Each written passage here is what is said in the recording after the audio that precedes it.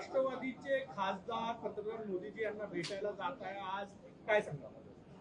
चांगली गोष्ट आहे. पंतप्रधान हे देशाचे असतात, ते कुठल्या पक्षाचे नसतात.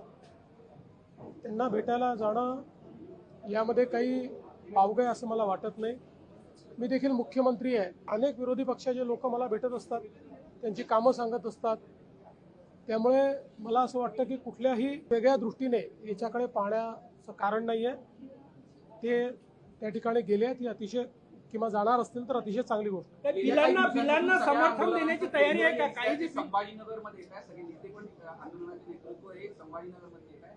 14 तारखेला तिरंगा रॅली संभाजीनगरला आपण स्वतः नेतृत्व करताय. असं आहे की संपूर्ण महाराष्ट्रामध्ये तिरंगा रॅली होत आहेत, देशात तिरंगा रॅली होत आहेत.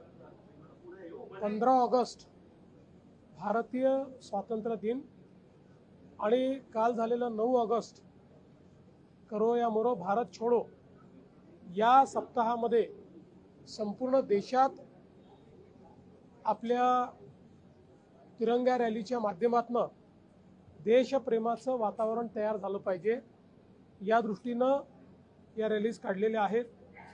आज मुंबईच्या रॅलीमध्ये मी जाणार आहे, उद्या पुण्याच्या रॅलीत जाणार आहे आणि 14 तारखेला छत्रपती संभाजीनगरच्या रॅलीत मी जाणार आहे. गडचिरोलीचे पालकमंत्री आहात तुम्ही. तिथे 3 विद्यार्थ्यांचा खासगी आश्रमशाळेत मृत्यू झालेला आहे. चौकशी केली जाईल का? गंभीर प्रकरण आहे. सर्पदंशाने मृत्यू झालेला आहे अशी बातमी मलाही मिळालेली आहे.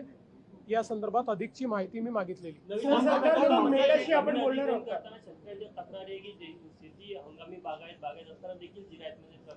असं एखाद्याचा हे लपवता येत नाही. या संदर्भात गुगल इमेजरी आहे, प्रत्यक्ष ग्राउंड ट्रुथिंग आहे, ड्रोन इमेजरी आहे.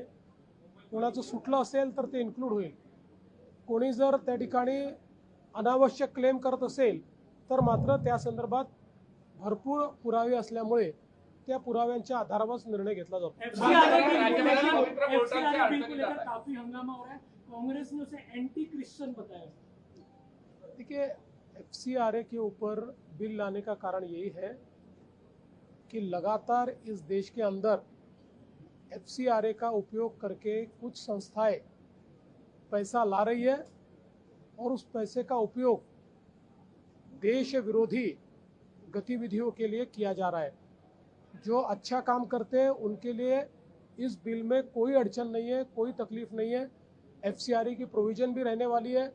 जो हिसाब देंगे उनके लिए उनका लाइसेंस भी रहने वाला है.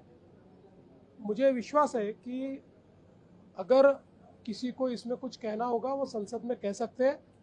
भारत सरकार रिसेप्टिव है और ये किसी एक समुदाय का इसमें विषय ही नहीं है, क्योंकि केवल क्रिश्चियन संस्थाओं के लिए FCRA नहीं है, सारी संस्थाओं के लिए FCRA ये आवश्यक है.